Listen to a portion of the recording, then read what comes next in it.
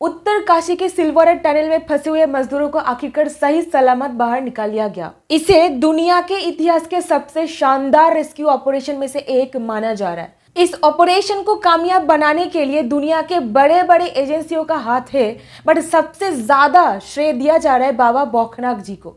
अब बाबा बौखनाक जी कौन है? बाबा बौखनाक जी का एक बहुत प्राचीन मंदिर हुआ करता था। आज जहां पर टनल बनाया गया है वहां पर लोकल लोगों का यह कहना है बाबा बौखनाक जी का मंदिर तोड़ा गया और बाबा गुस्से में आ गए हैं, इसके कारण ये सब कुछ चीज हो रहा है। जब टनल के अंदर काम चल रहा था, कभी एक हिस्से का मिट्टी धंस गया, कभी बड़े पत्थर आ गए और कभी मशीन टूट गया।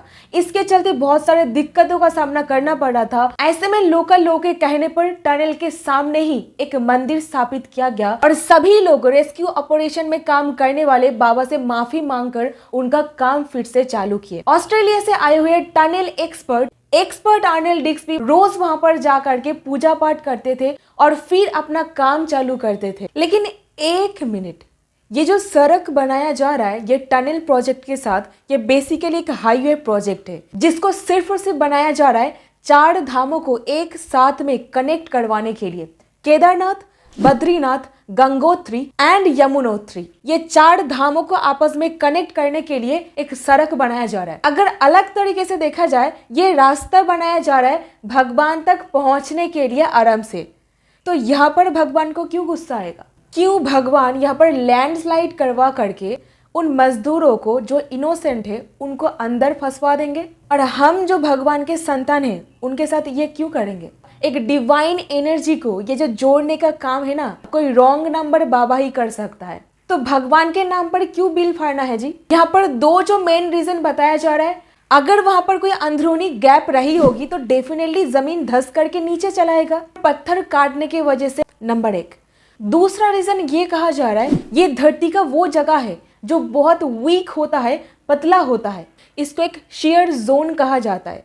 आप एक बात कहो, आप कोई ऐसा जगह घर बनाने के लिए चूज करोगे जो जमीन अंदर से खोखला है?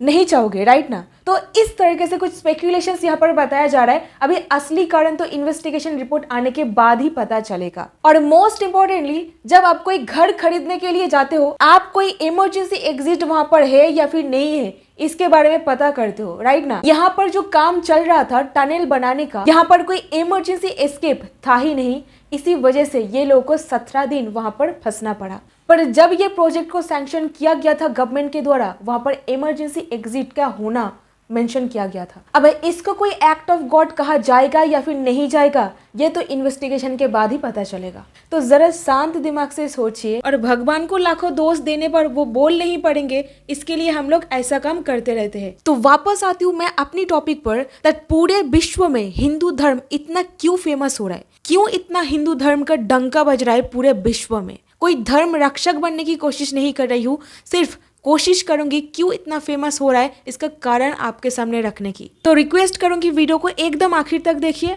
और पॉइंट समझ में अगर आता है तो एक लाइक करके अपना ओपिनियन कमेंट सेक्शन पर जरूर बता करके जाइएगा। बैंकॉक में ऑर्गेनाइज किया गया विश्व हिंदू कांग्रेस की महासभा में थाईलैंड के प्रधानमंत्री हिंदू धर्म को लेकर के इस तरीके से कुछ बात कर दिए जो सुन करके आप बिल्कुल दंग रह जाओगे। और वहां अमेरिका में प्रेसिडेंटल कैंडिडेचर होल्ड करने वाले विवेक रामास्वामी, उनको जब पूछा गया आप किस तरीके से राजनीति करना चाहोगे?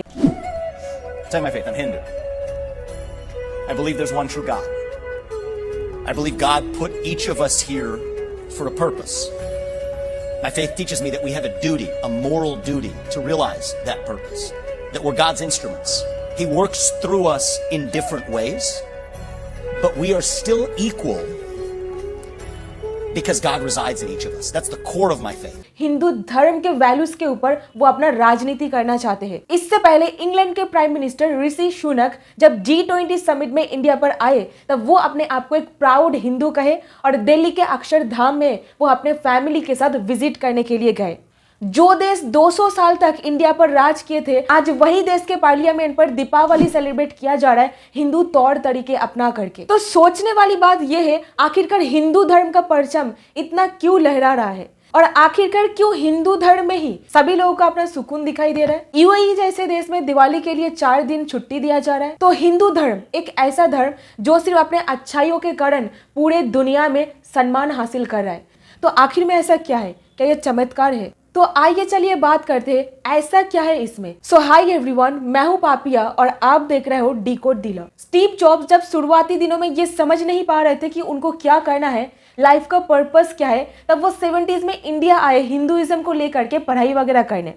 हिंदुइज्म को लेकर के जब वो पढ़ाई कर रहे थे तब उनको बाबा नीम करोली के बारे में पता चला। तब वो नैनीताल जिले के कैचीधाम गए, वहां पर वो 2 महीना सेवा किए और फिर वो वापस अमेरिका गए और जो कंपनी खोले उस कंपनी का नाम रखे और लोगो रखे नीम करोली बाबा के फेवरेट फ्रूट एप्पल के ऊपर। एप्पल के ओनर स्टीव जॉब्स को माना जाता है 19वीं सदी के सबसे बड़े इन्वेंटर। उनका ये कहना था बाबा का सानिध्य मिल करके उनको जीवन का मकसद पता चला, पर्पस पता चला। सिर्फ यही नहीं, स्टीव जॉब्स भारतीय योग गुरु परमहंस योगानंद जी का बहुत बड़े प्रशंसक थे। मार्क जुकरबर्ग फेसबुक के ओनर, वो स्टीव जॉब्स को अपना मेंटर मानते थे। स्टीव मार्क को ये कहे थे, पता नहीं चल रहा है कि लाइफ का पर्पस क्या है, क्या करना है, तो लाइफ में क्लैरिटी हासिल करने के लिए जिंदगी में एक बार जरूर कैचीधाम जाना और बाबा नीम करोली के दर्शन करके आना। और इसके बाद मार्क जब इंडिया पर आए, पीएम नरेंद्र मोदी को वो बताए कि वो बाबा नीम करोली के आश्रम कैचीधाम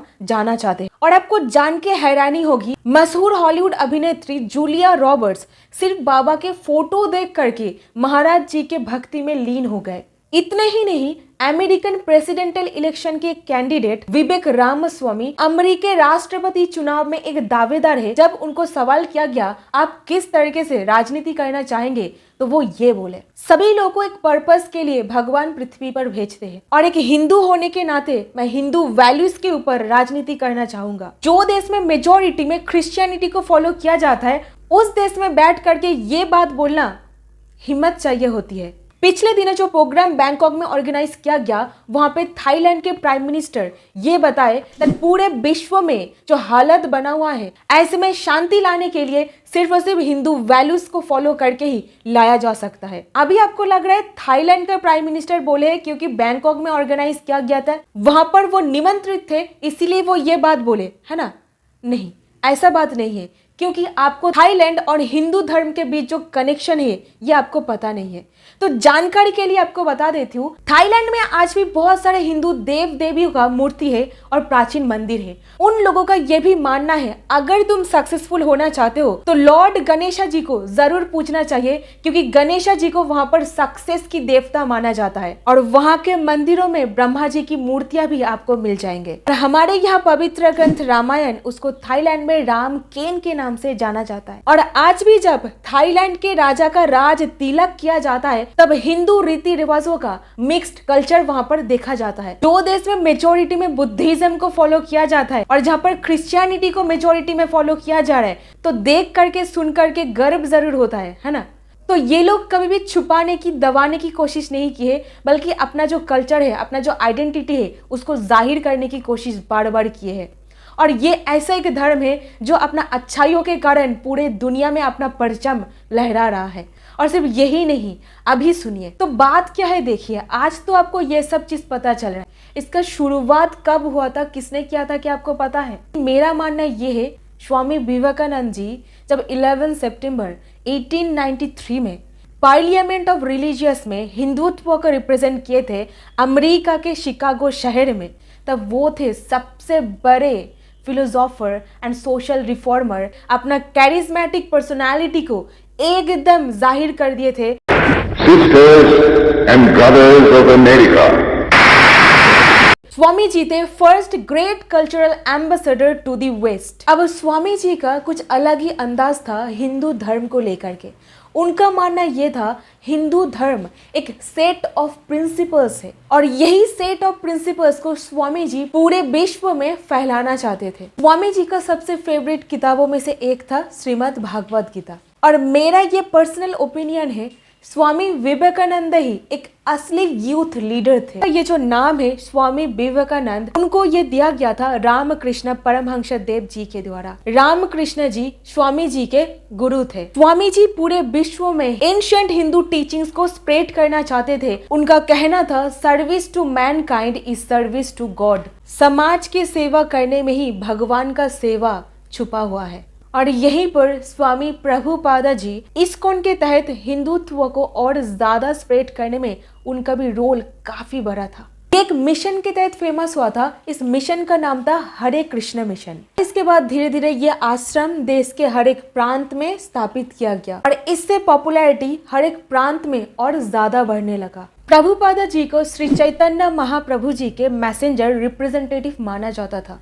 अफगानिस्तान में जिस तरीके से डायनामाइट लगा करके तालिबानों ने बुद्धा जी का स्टैचू को तोड़ दिए, ये इस बात का भी एविडेंस बन जाता है दैट बुद्धिज्म अफगानिस्तान भी पहुंचे थे। ये कहा जाता है कि सिंध के किनारे रहने वाले लोग सिंध को ठीक तरीके से बोल नहीं पाते थे, वो हिंदोय हिंदोय करते थे और इसके चलते ही हिंदू शब्द का भी उत्पत्ति हुआ है। ऐसा धर्म जो फोर्सफुली कन्वर्जन में विश्वास नहीं रखता है। और यहीं पर let me be very much clear to you, मैं ये इंसानों के बारे में बोल रही हूँ जो इंसान ये काम कर रहे हैं, क्योंकि अल्टीमेटली हर एक धर्म का उद्देश्य यही होता है शांति फैलाना। और कराची में ये जो पुलिस निगरानी में मंदिरों को तोड़ा गया, ये इन लोगों की विश्वास में कितनी इनसिक्योरिटी है इसको ही दर्शाता है। शांति वार्ता देना ही हर एक धर्म का उद्देश्य होता है। गलत एक इंसान हो सकते, उनका धर्म कभी गलत नहीं हो सकता है, क्योंकि वो ठीक तरीके से उनका धर्म को समझ ही नहीं पाते हैं, क्योंकि मोटी बुद्धि होते हैं। कि दुनिया के हर एक धर्म का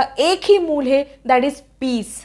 तो अपना पहचान जानने का एक रास्ता होता है अपना इतिहास को जानना, और जो लोग इतिहास से सीख लेते हैं वही जिंदगी में आगे बढ़ सकते हैं, और जो लोग सीख नहीं लेते हैं हिस्ट्री उनके साथ रिपीट हो जाता है। तो इंडिया दैट इज भारत, जहाँ पर 121 से भी ज्यादा लैंग्वेजेस बोला जाता है, जहाँ पर हिंदू, सिख, मुस्लिम, क्रिश्चियन, पारसी, जैन हजारों समुदाय के लोग देखा जाता है। भारत एक ऐसा देश जहाँ पर छोटे से छोटा माइनॉरिटी ग्रुप भी एक साथ मिलजुल करके रह सकते, एक साथ हम लोग सेक्युलरिज्म को प्रमोट कर सकते पूरे विश्व में। वो देश आज भी सेक्युलर बना हुआ है और बड़े बड़े हस्तियां भी ये बोल रहे हैं दैट इंडिया में आज डेमोक्रेसी है, क्योंकि हिंदू धर्म बहुत टॉलरेंट है। अगर इस वीडियो से आपको कुछ वैल्यू मिला है तो एक लाइक ठोकिए और जरूर इसको शेयर कीजिए अपने दोस्तों के साथ, यारों के साथ। Thank you so much for watching this video. बहुत बहुत धन्यवाद। जय हिंद, जय भारत।